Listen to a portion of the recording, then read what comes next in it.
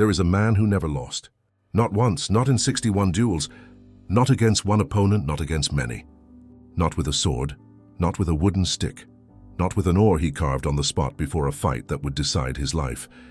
His name was Miyamoto Musashi, and the reason he never lost had nothing to do with his body. It had everything to do with how he trained his mind.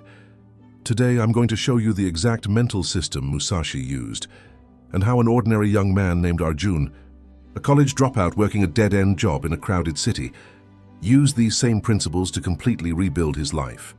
But I need to warn you, this is not a motivational video. Motivation fades.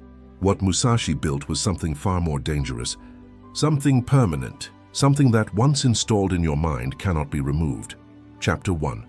The man who had everything and nothing. Arjun was 24 years old and completely invisible. Not physically.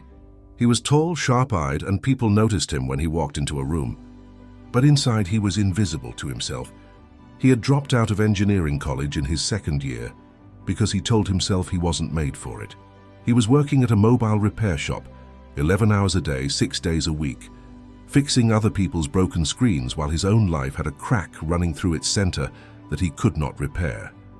Every night he came home, opened YouTube, watched videos about success, about discipline, about men who built empires. He consumed this content like food. But nothing changed. Because consuming ideas and living ideas are two entirely different things. And Arjun, like most people, had mistaken watching for doing. One evening, the shop's owner asked him to deliver a repaired phone to a client nearby. The client lived in a modest apartment on the 3rd floor. Arjun knocked. An old man opened the door. He had white hair, sharp eyes, and the kind of stillness in his body that made the air around him feel different. The phone was returned. A brief exchange happened, but as Arjun turned to leave, the old man said something that stopped him completely. "You move like someone who has already decided he will lose." Arjun turned around. "What?" The old man smiled. "Come inside. I'll make tea." Chapter 2. The first teaching. The mind is the battlefield. The old man's name was Vikram. He had spent 30 years studying Japanese philosophy, not in books alone, but in practice. His apartment was simple. No clutter. A single wooden desk, one shelf of books, a small plant by the window. He poured tea and said nothing for a full minute. Then he spoke. "Have you heard of Miyamoto Musashi?" Arjun nodded. "The samurai. 61 fights. Never lost?" Vikram corrected him gently.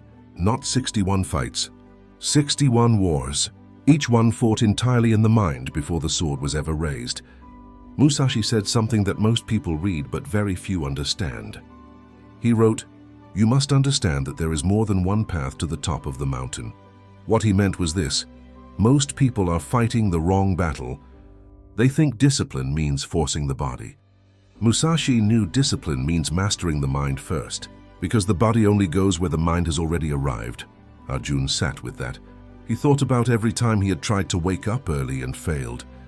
Every time he had set a goal and abandoned it. He had always blamed his body, his laziness, his environment. He had never once considered that the battlefield was 6 inches behind his eyes. Vikram continued. Musashi's first principle, and write this somewhere, you will see it every morning, and is this: do not think dishonestly. What that means in practice is stop negotiating with yourself. When you wake up and your mind says 5 more minutes, that is not your body speaking.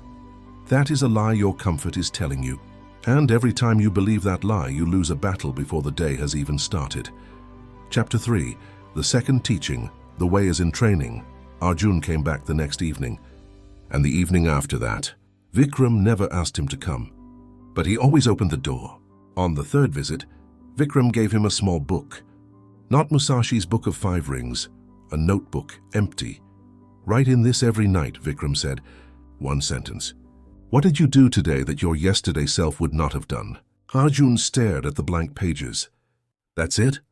Vikram smiled. "That is everything." Musashi's second principle. The way is in training.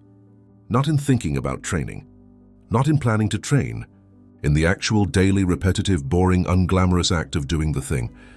Every single day, without exception, without waiting for motivation. Without waiting for the right moment, Arjun asked the question that most people are afraid to admit. But what if I don't feel like it? Vikram looked at him for a long moment. Musashi fought his most famous duel against Sasaki Kojiro's on an island. He arrived late on purpose, having slept on the boat. He was calm. He was present. Do you think he felt like it? He was about to face the greatest swordsman of his era. Feeling like it is irrelevant. What matters is showing up. The warrior who shows up inconsistently is already defeated. That night, Arjun wrote his first sentence. I walked for 10 minutes after dinner instead of opening my phone. It seemed pathetically small. He almost didn't write it, but he did. And something about writing it, making it real, documented, witnessed even if only by himself, changed something quietly inside him. Chapter 4, the third teaching. Know your enemy, and your enemy is you. 2 weeks passed. Arjun kept the notebook. Some nights the sentence was strong. Some nights it was barely there. I didn't give up when I wanted to, but it was always there. On his 14th visit, Vikram asked him something unexpected. What is the one thought that stops you most often? Arjun didn't hesitate. That I started too late. That people my age have already figured things out and I'm behind. Vikram nodded slowly. That thought is your Sasaki Kojiro. It is your most dangerous opponent. And like Kojiro, it is skilled, convincing, and it wants to kill you. Musashi's third principle, know your enemy. In the ancient world, that meant knowing the swordsman across from you. In your world, it means naming the exact thought pattern that defeats you before the day begins, he continued. Musashi would study his opponents for months before fighting them. He understood their psychology, their habits, their weaknesses. You need to do the same with your own mind. When does self-doubt arrive? Morning? Late at night? When you see someone else succeeding? Name it, map it. Because the enemy you cannot see is the enemy that destroys you. Arjun started a second page in his notebook. At the top he wrote, My enemy. Below it he listed every thought pattern that had ever stopped him. The it's too late thought. The I'm not smart enough thought. The what if I fail again thought. Writing them down made them smaller. Not gone, but visible. And what is visible can be fought. Chapter 5, the fourth teaching. Become indifferent to where you live 1 month in. Arjun's notebook had 30 pages filled.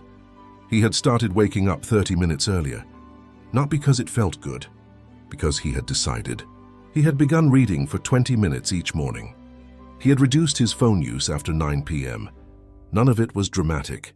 None of it would impress anyone at a party. But the compound effect of it was beginning to show in small, undeniable ways. His posture had changed. The way he spoke had changed. His boss at the repair shop noticed.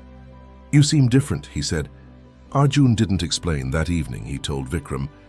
The old man listened, then said, Musashi lived without a permanent home for most of his life.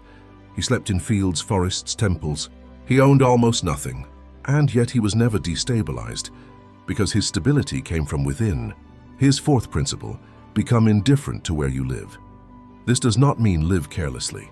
It means do not let your circumstances define your discipline. You do not need a perfect apartment to study. You do not need silence to meditate. You do not need a gym to train your body. The warrior who needs perfect conditions to perform is already vulnerable. Because perfect conditions never arrive. Arjun thought about all the times he had said, when things calm down at work, I'll start. When I save enough money, I'll begin. When I feel ready, I'll go. He had been waiting for permission from his circumstances. Musashi never waited for permission from anything. Chapter 6, the fifth teaching. Do not act from emotion in ordinary life.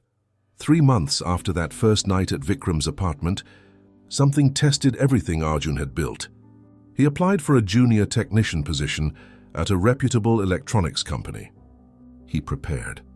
He was rejected, not shortlisted, not called for a second round, simply quietly rejected. That night, the old thoughts came back louder than ever. You started too late. You're not enough. Who do you think you are? He almost didn't open his notebook, but he did. And he wrote one sentence. I was rejected today and I still showed up to this page. He sat with that for a long time. The next day he went to Vikram. He didn't need to explain. Vikram looked at him and said, Musashi's fifth principle, and perhaps his most powerful, do not act from emotion in ordinary life. Emotion is information.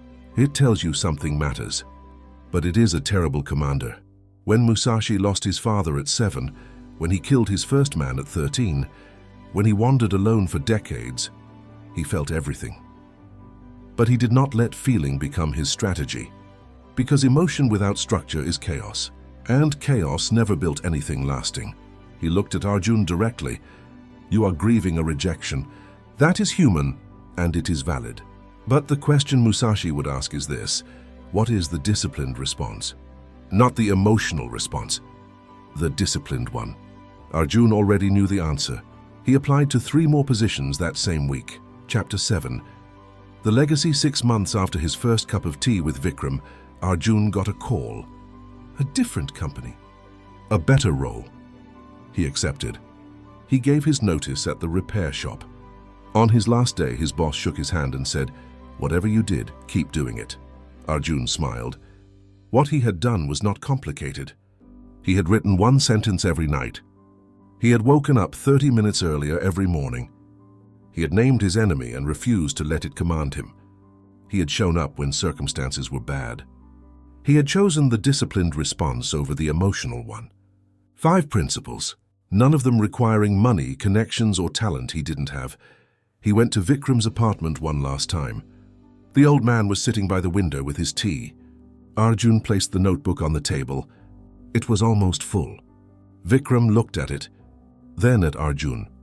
Musashi wrote at the end of his life alone in a cave, 30 days before he died, "I have trained in the way of strategy since my youth, and now, at the age of 60, I have finally understood." He spent 60 years understanding. You have 6 months. Do not be arrogant, but do not be afraid either. You have started. And in the way of Musashi, starting correctly and continuing honestly is everything. 5 principles. Do not think dishonestly. The way is in training. Know your enemy. Become indifferent to where you live. Do not act from emotion in ordinary life. These are not ancient rules locked in history. They are operating instructions for your mind, written by a man who tested every one of them in situations where failure meant death. The question is not whether they work. The question is whether you will. Right now, before you close this video, open a notebook or your phone's notes app and write 1 sentence. What will you do differently tomorrow? Write it. Make it real. Make it a promise you keep. Because the samurai's greatest weapon was never the sword. It was the decision, made every single morning to show up as the person they had chosen to become. That decision is available to you right now.